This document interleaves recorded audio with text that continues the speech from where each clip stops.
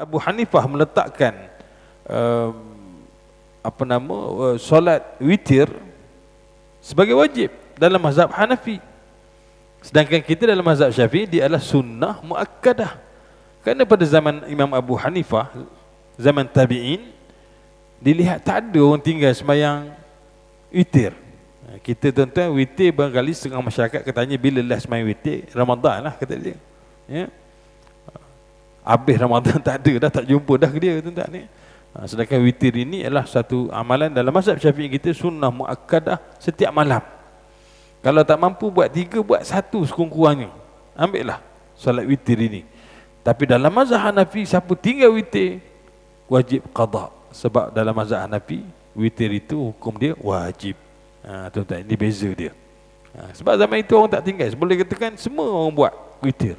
Tak ada di kalangan mereka yang tak buat witir, maka dia letakkan hukum wajib witir dalam mazhab Hanafi. Tuan-tuan yang dirahmati Allah. Baik. Jadi persoalan sekarang, apakah boleh kita taklid mazhab dan mencampur adukkan mazhab dalam perlakuan ibadah kita, khususnya solat lah tuan-tuan ya. Sekali semayang ikut mazhab ni, sekali semayang ikut mazhab ni, sekali semayang ikut mazhab ni tuan-tuan ya. Boleh atau tidak? Bismillahirrahmanirrahim. Assalamualaikum warahmatullahi wabarakatuh. Innal hamdalillah nahmaduhu wa nasta'inuhu wa nastaghfiruh wa na'udzu billahi min syururi anfusina wa min sayyiati a'malina. Man yahdihillahu fala mudilla lahu wa man yudlil fala hadiyalah. Asyhadu an la ilaha illallah wahdahu la syarika lah wa asyhadu anna sayyidana Muhammadan abduhu wa rasuluh. Allahumma salli wa sallim wa barik ala sayyidina Muhammad wa ala ali sayyidina Muhammad kama sallaita wa sallamta wa barakta ala sayyidina Ibrahim wa ala ali sayyidina Ibrahim fil alamin innaka Hamidum Majid. Rabbi shrah li sadri wa yassir li amri wa hlul 'uqdatam min lisani yafqahu qawli. Subhanaka la ilma lana illa ma 'allamtana innaka antal alimul hakim. La haula wala quwwata illa billahil aliyyil azim. Amma ba'd. Al-Fadil tuan-tuan imam, bagi pengurusi dan ahli-ahli jawatankuasa masjid di barisan pegawai masjid, para ustaz, ustazah, pimpinan-pimpinan masyarakat, yang mak datuk-datuk, datin-datin, tuan-tuan haji, puan-puan hajah, para jamaah muslimin muslimat yang dirahmati Allah sekalian. Alhamdulillah. Terlebih dahulu marilah sama-sama kita rafakkan setinggi-tinggi syukur kita kehadrat Allah Subhanahu wa taala. Sesungguhnya dengan inayah dan izin Allah, kita masih lagi diberi ruang dan juga peluang oleh Allah Subhanahu wa taala untuk terus kita berada di alam ini, meneruskan kehidupan kita selaku hamba-hambanya, melaksanakan titah perintahnya dan meninggalkan segala tegah larangnya. Alhamdulillah, Allah SWT masih lagi menganugerahkan kepada kita 1001 daripada nikmat-nikmat yang begitu banyak. Diberikan kepada kita nikmat sihat, nikmat masa lapang, nikmat kemudahan, nikmat berbagailah tuan-tuan. Ya, kalau kita nak perincikan sudah tentu tidak mampu untuk kita detailkan. Namun kita sesungguhnya telah dikelilingi dengan begitu banyak nikmat-nikmat Allah SWT, dan sudah semestinya wajib bagi kita mensyukuri nikmat-nikmat tersebut. Tuan-tuan yang dirahmati Allah sekalian, alhamdulillah kita bertemu kembali mulai jadual bulan November ini, setiap hari Isnin minggu pertama dan minggu ketiga insya-Allah kita dalam pengajian fiqh solat, iaitu formula solat sempurna. Kerana seringkali kalau kita lihat dalam masyarakat kita menganggap bahawa memadailah sekadar mereka solat, sedangkan yang menjadi pokok penilaian di hadapan Allah SWT kelak ialah kesempurnaan kepada ibadat solat kita, bukan hanya sekadar pelaksanaan semata-mata. Kalau sekadar pelaksanaan semata-mata barangkali terlaksanalah dari satu sudut yang apa kita lihat dalam kalangan masyarakat. Namun Allah Subhanahu Wa Taala mahu melihat, kerana solat itu memandangkan ianya merupakan salah satu sebab utama ataupun merupakan sebab utama penciptaan manusia, Allah cipta kita ini tuan-tuan untuk menyembah dia, maka kesempurnaan itulah yang menjadi penilaian sejauh manakah kesempurnaan solat kita terhadap Allah Subhanahu wa taala. Dan ini akan ditanya seperti mana hadis yang kita baca sebelum ini berkenaan dengan Allah Subhanahu wa taala memerintahkan para malaikat untuk menilai solat setiap hamba-hambanya itu, apakah dia telah menyempurnakannya sempurna ataupun kurang, ada kekurangan. Kalau sempurna maka malaikat akan tulis sempurna. Kalau ada kekurangan maka malaikat diperintahkan oleh Allah SWT dengan diminta untuk menyemak apakah hamba-hamba Allah ini, hamba-hamba ini ada solat-solat sunat. Tujuannya ialah untuk diambil kelebihan pahala solat sunat itu untuk diperbaiki bagi menyempurnakan ibadat solat fardu yang ada kekurangan atau cacat cela itu. Jadi begitu sekali Allah Subhanahu wa taala berkehendak kepada, maknanya maukan kesempurnaan dalam ibadat solat kita, maka sudah tentu tuan-tuan kita tidak boleh ambil lebih kurang.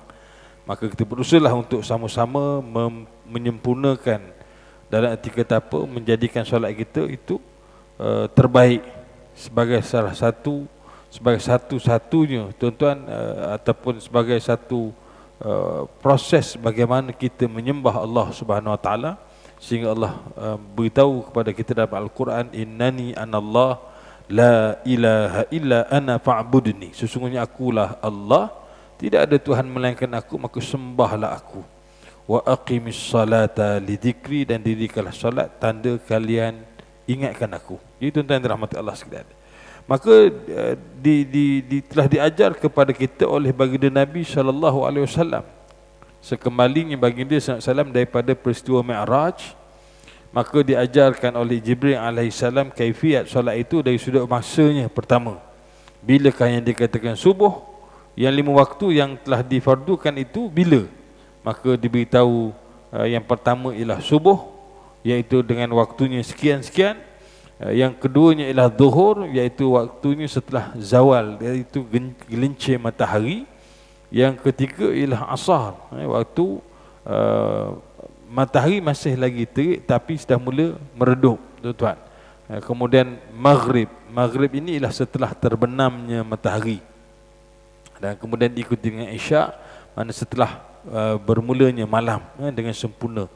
Jadi malam itu sempurnanya duduk pada waktu isyak, dan berakhirnya malam itu setelah terbit fajar sidik, iaitu fajar masuk waktu subuh, tuan-tuan. Jadi tuan-tuan yang dirahmati Allah sekalian, maka di sana setelah itu Nabi SAW berpesan kepada kita agar kita mengikut apa yang telah dilakukan oleh Nabi SAW, kaifiatnya seperti mana yang dibuat oleh baginda SAW. Sehingga Nabi SAW bersabda, sallu kama ra'aitumuni usalli, semayalah kamu seperti mana kamu melihat aku solat.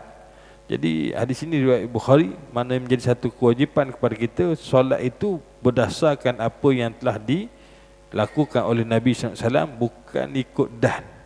Kalau ikut dan, tuan-tuan, maknanya ikut suka kita, maka kita telah terkeluar daripada kaifiat cara solat yang sebenar. Kerana cara solat yang sebetulnya ialah seperti mana yang Nabi SAW laksanakan. Jadi tuan-tuan yang dirahmati Allah sekalian, jadi sebelum kita pergi lebih jauh, di sana timbul persoalan. Saya dah sentuh pada minggu yang lepas atau halaqah yang lepas, berkenaan dengan kita dapati di sana, di luar sana terdapat perbezaan kaifiat dalam pada kita nak ikut Nabi itu. Ada perbezaan di kalangan para fuqaha dalam kaifiat melaksanakan solat, ya.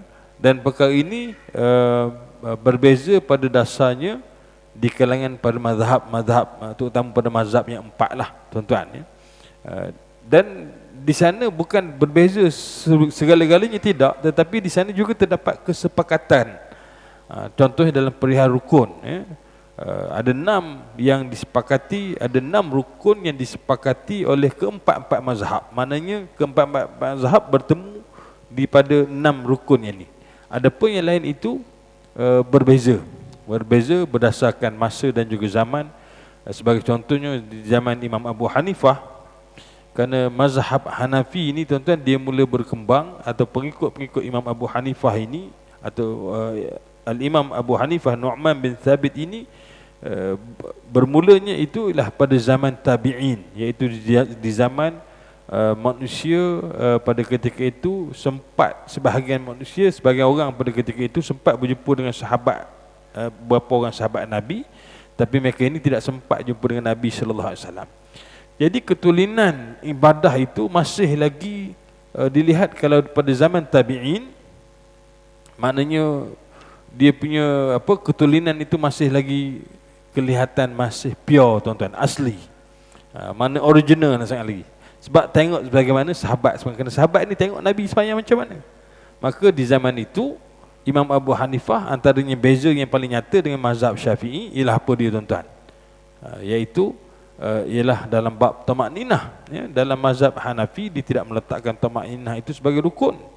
Dalam mazhab Syafi'i, Imam Syafi'i meletakkan tamakninah itu sebagai rukun dalam perlakuan solat. Kerana siapa yang tidak ada tamakninah dalam solatnya boleh batal, tuan-tuan. Tamakninah ni maknanya dalam keadaan tenang, tak boleh sembahyang terkejar-kejar. Imam Abu Hanifah tidak meletakkan tamakninah di zamannya. Kenapa tuan-tuan? Kerana zaman itu ibadat masih lagi macam zaman Nabi. Cara mereka solat macam mana, maknanya tenang, relax. Sebab begitulah mereka tengok Nabi sallallahu alaihi wasallam buat, tuan-tuan. Datang zaman kemudian, zaman Imam Syafi'i rahimahullah. Imam Syafi'i ini dia lahir, dikatakan dia lahir pada hari wafatnya Imam Abu Hanifah. Mana dia tak sempat jumpa dengan Imam Hanafi. Tapi dia sempat jumpa dengan Imam Malik bin Anas, guru dia, iaitu Imam Darul Hijrah, pengasas mazhab Maliki, tuan-tuan. Jadi ketika itu, kerana ketulinan ibadat yang dilihat pada ketika itu, Imam Abu Hanifah tak meletakkan, mana tak letak tamakninah pun tak apa dah. Sebab memang orang sembahyang dalam keadaan tenang. Tapi setelah berpuluh-puluh tahun selepas itu, Imam Abu Hanifah diwafat pada tahun 150 Hijrah. Ya, Imam Syafi'i pula lahir tahun 150 Hijrah. Setelah itu tuan-tuan, mayang hijrah telah berlalu. Rasulullah wafat bila? Pada tahun ke-10 Hijrah. Maknanya setelah 140 tahun selepas wafatnya Nabi sallallahu alaihi wasallam. Maka pelbagai cara dah, maksud umat Islam dah mula ramai, maka cara perlakuan itu dah mula berubah-ubah, tuan-tuan. Sehingga Imam Syafi'i meletakkan mesti ada tamakninah dalam solat. Tak boleh sembahyang macam ayam patuk, ayam, yalah tuan-tuan ni, maknanya terkejar-kejar dan sebagainya. Mesti kalau kita berdiri dalam tamakninah, rokok dalam tamakninah. Juga disandarkan kepada hadis yang Nabi SAW pernah menegur satu orang solat dalam keadaan laju. Nabi ajar cara dia, bagaimanakah yang dia katakan solat. Dan ini insya-Allah kita akan bincang, tuan-tuan, dalam pengajian kita ini, insya-Allah. Jadi begitu, tuan-tuan. Begitu juga kita tengok kenapa Al-Imam Abu Hanifah meletakkan solat witir sebagai wajib dalam mazhab Hanafi. Sedangkan kita dalam mazhab Syafi'i dia adalah sunnah muakkadah. Kerana pada zaman Imam Abu Hanifah, zaman tabi'in, dilihat tak ada orang tinggal sembahyang witir. Kita tuan-tuan, witir barangkali setengah masyarakat katanya bila lah sembahyang witir, Ramadan lah kata dia. Ya. Habis Ramadan tak ada dah, tak jumpa dah ke dia, tuan-tuan ni. Sedangkan witir ini adalah satu amalan dalam mazhab Syafi'i kita, sunnah muakkadah setiap malam. Kalau tak mampu buat 3, buat 1 sekurang-kurangnya. Ambillah solat witir ini. Tapi dalam mazhab Hanafi, siapa tinggal witir wajib qada. Sebab dalam mazhab Hanafi, witir itu hukum dia wajib. Tuan-tuan, ini beza dia. Sebab zaman itu orang tak tinggal, boleh katakan semua orang buat witir. Tak ada di kalangan mereka yang tak buat witir. Maka dia letakkan hukum wajib witir dalam mazhab Hanafi. Tuan-tuan yang dirahmati Allah. Baik, jadi persoalan sekarang, apakah boleh kita taklid mazhab dan mencampur adukkan mazhab dalam perlakuan ibadah kita, khususnya solat lah, tuan-tuan, ya. Sekali semayang ikut mazhab ni, sekali semayang ikut mazhab ni, sekali semayang ikut mazhab ni, tuan-tuan, ya. Boleh atau tidak? Jadi beberapa perkara asas tentang bermazhab ini, jadi kita perlu tahu terlebih dahulu, iaitu perkara asas yang perlu dipahami bagi memastikan kefahaman kita lebih jelas. Pertama sekali, Kita kena faham bahawa mazhab ini merupakan madrasah dan aliran fiqh bagi menafsirkan nas syariat dan pengambilan hukum-hukum daripadanya. Maknanya dia bukan satu fahaman baru, tidak, tapi salah satu madrasah aliran fiqh yang mengistimbatkan berdasarkan daripada sumber-sumber hukum untuk dijadikan sebagai pegangan. Maka ianya adalah metodologi fiqh dalam istimbat yang mengeluarkan hukum dan mengetahui hukum, dan dia bukan syariat baru dan bukan sesuatu yang lain daripada Islam. Sebab itu tuan-tuan kalau tengok orang mazhab lain, kita jangan bawa dia macam seolah macam agama lain. Tetap dia sebagai seorang Muslim. Tengok orang mazhab Maliki sembahyang Allahu Akbar, tangan luar ke bawah. Kita kata sudah dah, sudah dah, kita kata bawah. Kita anggap macam tak betul pula gaya sembahyang ni, tuan-tuan. Jangan. Dalam mazhab Syafi'i pun letak tangan, tuan-tuan, kita letak tangan qiyam ni, kedudukan tangan qiyam ni adalah sunat. Kalau tuan-tuan nak lurus pun tak ada hal. Dia tak masuk dalam rukun. Kalau tuan-tuan lurus tangan pun tak ada masalah, tuan-tuan. Tapi yang lurus kita tengok dalam mazhab yang 4 itu ialah mazhab Maliki. Jadi kita mengekalkan sunnah itu, kita letak tangan. Kerana kita dalam hadis Nabi pun disebut Nabi SAW, Aisyah menceritakan Nabi letak di atas dada. Dia lah dalam bab tangan nanti kita akan bincang, tuan-tuan. Ada yang atas dada, ada yang di pangkal ulu hati ni, ada yang bawah pada pusat pun ada. Tuan-tuan, macam orang dalam mazhab Hanafi kebanyakannya mereka lebih kepada begini, tuan-tuan. Dan Maliki terus lepas Allahu Akbar, lepas tegak itu, tuan-tuan. Jadi kita jangan anggap bahawa mereka bermazhab lain itu adalah seolah-olah daripada atau keluar daripada Islam. Tidak. Selagi mana mereka duduk dalam 4 mazhab ini, semuanya adalah diterima sahih, mana diterima sah ibadat mereka itu. Dan khilafnya mereka itu dalam perkara-perkara yang furu' saja, bukan dari sudut perkara usul. Subuh kekal 2 rakaat, zuhur kekal 4 rakaat, asar 4, maghrib 3, isyak 4. Tak ada khilaf di situ. Cuma barangkali dalam bab kaifiat, dalam mazhab Syafi'i kita, Imam Syafi'i memberatkan bacaan kunut dalam solat subuh. Contohnya, tuan-tuan, bukan dia jatuh hukum rukun, tidak, dia duduk dalam rukun sunat ab'ad. Sunat ab'ad iaitu sunat yang diberi keutamaan, maknanya dianjurkan. Sebab tu kita dalam subuh, majoriti kita, tuan-tuan, kita tak tinggal kunut subuh. Walaupun sebenarnya kalau tinggal pun sah semayang kita, bukan tak sah. Kerana sirah telah menceritakan Al-Imam Syafi'i rahimahullah ketika mana bertamu ke Baghdad, tuan-tuan, ketika itu Imam Syafi'i mengimamkan solat subuh, dan Imam Syafi'i sendiri tidak membaca kunut dan tidak pula sujud sahwi dan tidak qada solat daripada hari itu. Jadi sehingga murid-muridnya bertanya perihal Imam Syafi'i meninggalkan kunut. Imam Syafi'i kata apa, tuan-tuan? Kerana aku menghormati pandangan saudaraku Al-Imam Abu Hanifah, mazhab Hanafi, tuan-tuan, dia tak baca kunut dalam subuh. Dia menghormati. Kerana berada di kawasan di Baghdad, majoriti mazhabnya atau mazhab rasminya adalah mazhab Hanafi. Begitu, tuan-tuan. Macam dululah, tuan-tuan, Imam Masjidil Haram datang ke Malaysia, dia bawa sembahyang subuh, dia baca kunut. Di Mekah dia tak baca kunut pun, tuan-tuan. Sembahyang subuh. Tuan-tuan janganlah pula pergi Mekah tengok imam baca sembahyang subuh tak baca kunut, tuan-tuan, sujud sahwi ataupun qada balik subuh. Semuanya itu adalah sah, tuan-tuan. Maknanya tak kunut pun sah, kunut pun juga sah, kerana juga berdasarkan hadis daripada perbuatan Nabi SAW. Cuma kita kena faham kedudukan kunut itu sebagai sunat ab'ad. Kita ada sunat hayat dan juga sunat ab'ad. Jadi inilah yang perlu kita teliti dan juga kita fahami dengan jelas supaya kita tidak terkeliru, tuan-tuan. Macam pernah berlaku satu kisah di Pahang kita lah, tuan-tuan. Satu di mana viral sejak satu ketika, dia tak pernah datang sembahyang subuh hari Jumaat, tuan-tuan, di masjid. Tapi kerana hari itu musim pilihan raya, tak silap saya lah, rakaman tu, dia kata kisah tu berlaku di Masjid Sungai Koyan, tak silap saya, tuan-tuan, masa itu. Jadi orang perempuan ya, viral. Oh tak tahulah ini semayang style mana kata dia ya. Lepas habis sujud imam tak rokok, dia terus je sujud kata dia. Padahal imam tu baca surah sajadah ya. Hari Jumaat tuan-tuan. Tapi nak cerita muslimat ni dia tak, mungkin biasanya yang datang sembahyang subuh ialah muslimin sahaja kebanyakannya, muslimat jarang. Jadi kebetulan hari tu dia datang, dia tak pernah tengok sembahyang macam tu, dia kata sembahyang pelik kata dia. Ini tak tahulah ikut mazhab mana kata dia.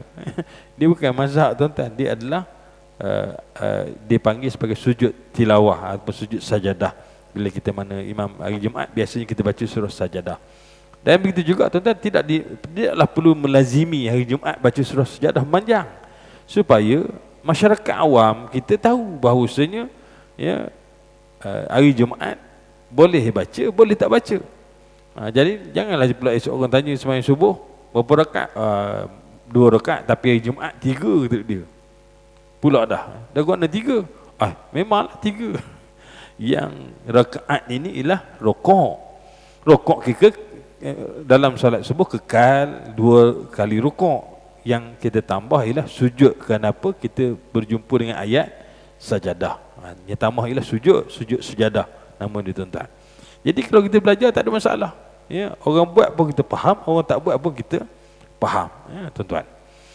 Jadi perlu dipahami bahawa mazhab ini dia bukan syariat baru atau bukan yang lain daripada Islam, tetapi mereka ini adalah kaedah metodologi fiqh yang mana mereka mengistimbat atau mengeluarkan hukum dan mengetahui satu hukum berdasarkan dalil-dalil yang diperolehi. Itu satu.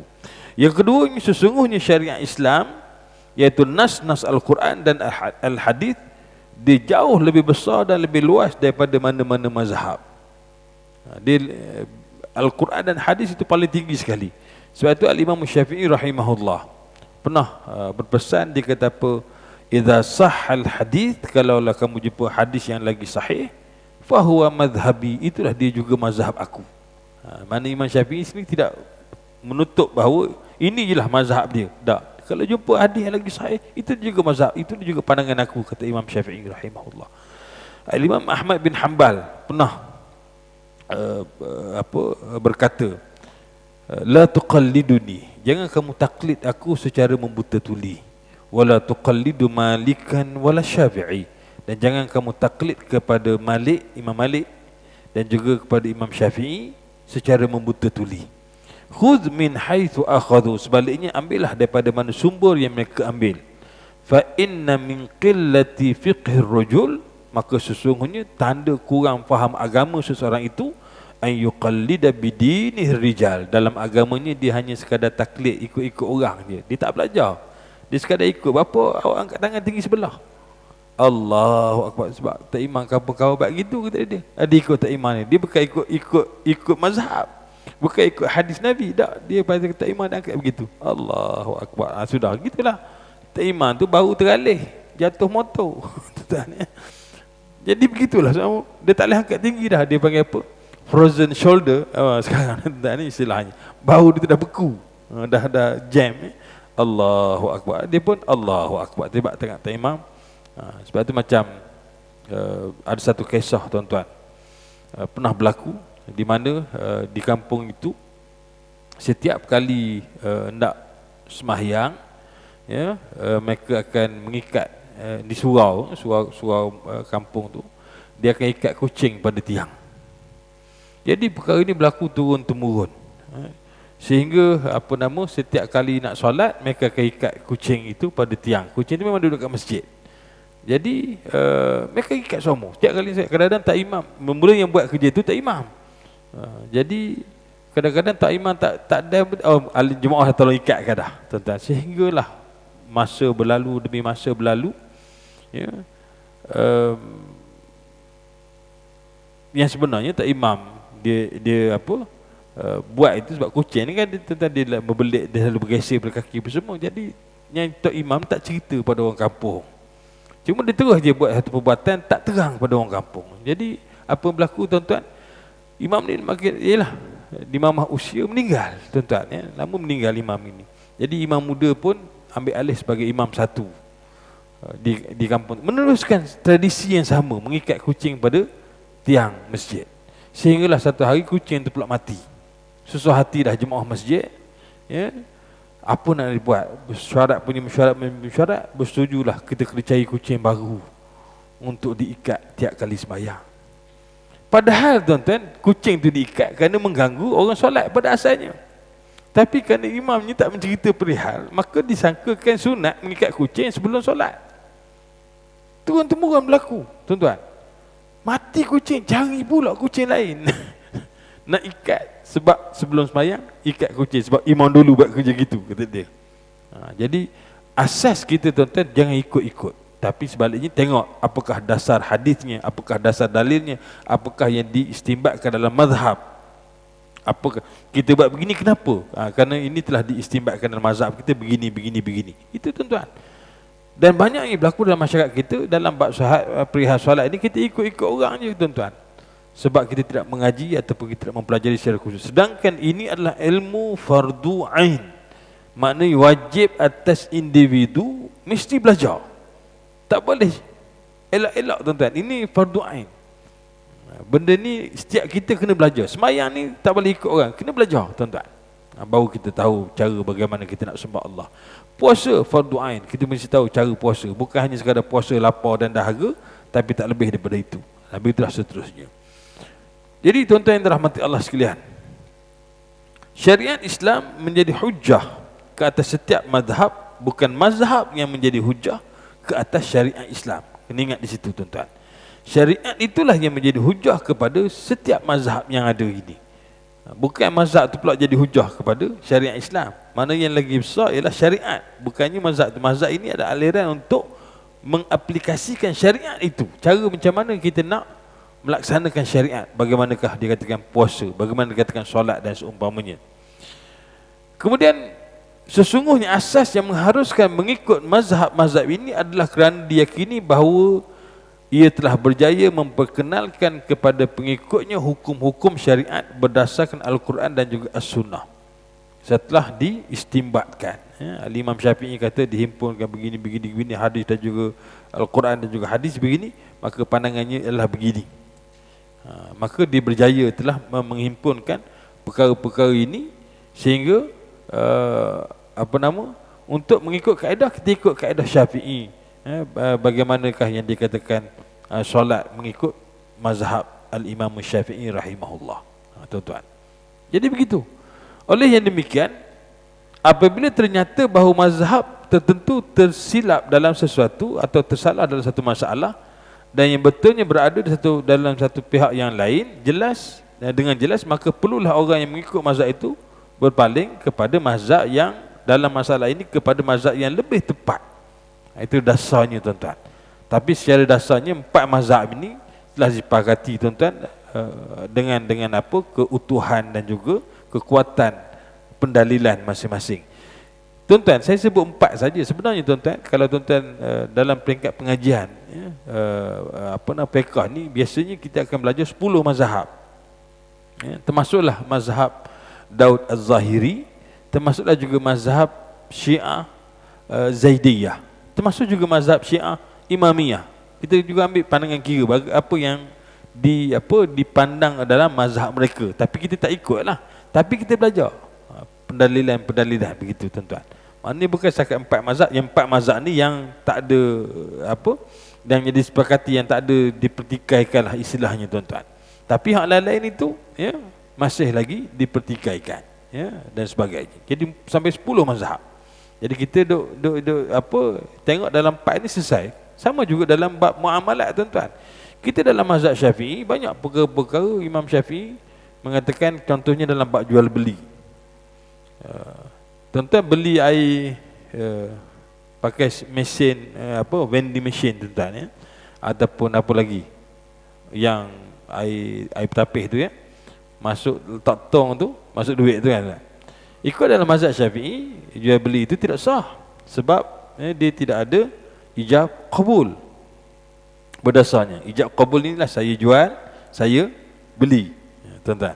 Syarat dalam mazhab Syafi'i sahnya jual beli itu ialah mesti saya jual, penjual sebut saya jual, pembeli kata saya beli. Mesin tu tak ada saya jual saya beli tuan-tuan. Tapi berdasarkan pandangan mazhab Hanafi harus. Boleh, sah. Jual beli seumpama itu. Maka kita pakai mazhab Hanafi dalam bab itu, tuan-tuan. Begitu dalam bab zakat, banyak juga kita menggunakan pandangan dalam mazhab Hanafi berbanding dengan mazhab Syafi'i, tuan-tuan, ya. Jadi benda ini tidak salah. Dalam 4 mazhab ni kita dalam kaedah kita menggunakan pakai mazhab Syafi'i. Dalam pada masa sama sekiranya ada pandangan mazhab-mazhab yang 3 lagi itu dikira sesuai untuk diaplikasikan dalam penghukuman ataupun menetapkan satu hukum, dia ambil kira, tuan-tuan. Tapi kita mendahulukan pandangan dalam mazhab Syafi'i, pandangan muktamad dalam mazhab Syafi'i. Dalam mazhab Syafi'i pun ada juga ulama-ulama Syafi'i yang ada bersalahan dan juga berbeza pandangan. Dia ada kaul yang muktamad. Dipanggil kaul muktamad, itulah kaul yang disepakati, majoriti lah, tuan-tuan, ya. Baik. Ini contoh tadi yang dikatakan kepada pandangan yang lebih tepat. Contoh, tuan-tuan, kalau zakat ditengoknya, orang tanam sawit barangkali, ya, dia tak kena zakat tanaman. Yang kena zakat tanaman ialah makanan asasi. Yang tanam padi lah. Barangkali kita tengok orang tanam padi, dia orang kampung yang susah, tuan-tuan. Senang lena orang tanam sawit. Apa cerita orang tanam sawit tak kena zakat? Kena, tuan-tuan, berdasarkan pandangan mazhab Hanafi, iaitu dari sudut konteks mal mustafad. Itu yang dikatakan zakat pendapatan. Bukan zakat tanaman, zakat pendapatan. Tuan-tuan, itu yang kita faham, kita pakai kaedah zakat pendapatan juga adalah wajib dibayar. Sebab itu kita bukan hanya sekadar pegang kepada zakat yang ma'adin, galian tadi, zakat tanaman, zakat ternakan, kita juga mengambil kira pada dasar zakat pendapatan. Sebab itu orang yang tanam sawit dia wajib juga keluar zakat. Orang beli ikan sangkar, tuan-tuan, dia tak termasuk dalam bab binatang yang dikenakan zakat, sebab ikan tak masuk, tuan-tuan. Dia kambing, lembu, ya, atau kerbau tadi, itu je yang dikira. Ayam pun tak kira. Toki ayam sampai sekali keluar 100,000 ekor, apa cerita, ya. Bayangkan RM1 seekor, sekali keluar RM100,000. Upah pula sekarang ni, siapa ada modal dia boleh buat sangat, dia boleh buat reban. Mana ambil upah bela ayam 35 hari boleh jual, tuan-tuan, sekarang, ya. Tuan-tuan rahmatullah. Jadi dia pergi kepada kaedah iaitu mal mustafad. Itu harta yang pendapatan yang kita boleh ambil faedah daripadanya, itu pendapatan lah. Sebab itu kita bayar zakat, tuan-tuan, zakat pendapatan. Cuma satu perkara, kadang-kadang masyarakat kita ini kita agak kurang, ya, mengambil serius dalam bab taksir zakat. Kurang agaknya, ya. Kita tak berapa serius. Tapi kalau bab taksir bab e-filing tu, ya, masing-masing cukup tempoh dia, masing-masing mengisi belaka. Bab zakat ni jarang. Kita apps tu ada, Datuk, ya, memang taksir zakat. Kita kena isi, tuan-tuan. Mana tahu kok kita layak timur zakat, bukan layak bayar zakat, kok layak timur zakat, ya. Boleh lah. Jadi ada apps yang disediakan oleh Majlis Agama itu ialah taksiran zakat. Kita masuklah data-data, sama macam lebih kurang macam masuk macam zakat cukai pendapatan, e-filing tu juga lebih macam itulah, tuan-tuan. Dia ada perkara-perkara yang kita isi, tanggungan kita dan sebagainya, barulah ditaksirkan dari sudut pendapatan kita, berapa yang kita wajib keluar zakat sepatutnya, tuan-tuan, ya. Tuan-tuan dirahmati Allah sekalian. Bagi seorang yang mengikuti mazhab tertentu, adalah diharuskan mengikut mazhab lain dalam setengah masalah. Jadi tadi, tuan-tuan, bab zakat kadang-kadang kita ada ambil pandangan daripada mazhab Hanafi. Kerana tidaklah wajib dia terikat dengan kesemua ijtihad mazhab yang menjadi ikutannya, tetapi ikutan kepada mazhab lain itu hendaklah berasaskan kepada dalil-dalil yang kuat dan mendorongnya beralih. Itu juga harus bertanya kepada mana-mana ulama lain daripada mazhabnya tentang hukum syarak dalam apa jua masalah dan beramal dengan fatwanya. Bukan pakai ikut tangkap muat je dak, tuan-tuan. Mesti tanya. Dan biasanya dalam amalan kita tadi, contoh bab muamalat, biasanya dalam konteks ijab qabul. Ini pun tuan-tuan dalam jual beli dalam masyarakat kita dah. Kita tak macam orang dulu, tuan-tuan. Kita kalau dulu pergi kedai, tokek kedai akan kata apa? Saya jual ya. Kita akan jawab saya beli. Itu betul mengikut kaedah Syafi'i. Ijab qabul. Kita ijab qabul sekarang yang dah dapat nikah je. Aku nikah akan nikah, saya terima akan nikahnya. Saya terima nikahnya, tuan-tuan. Bab lain dah tak ada dah. Kedai tu kalau dah bayar ulang duit senyap. Yang tukang jual pun senyap, yang tukang beli pun senyap, tak bunyi dah apa-apa, tuan-tuan. Dia sebenarnya mesti saya jual, saya beli, itu yang paling afdal sekali. Itu dah ijab qabul, tuan-tuan ya. Maknanya itu sangat bertepatan. Saya jual, saya beli, ya, tuan-tuan. Jadi kalau sekiranya nak untuk pegang ataupun beralih kepada pandangan dalam mazhab yang lain tadi, biasanya kalau kita dalam sesungguh itu telah diputuskan oleh jawatankuasa perundingan hukum syarak kita, tuan-tuan ya, dalam beberapa perkara berdasarkan pandangan-pandangan lah, tuan-tuan ya.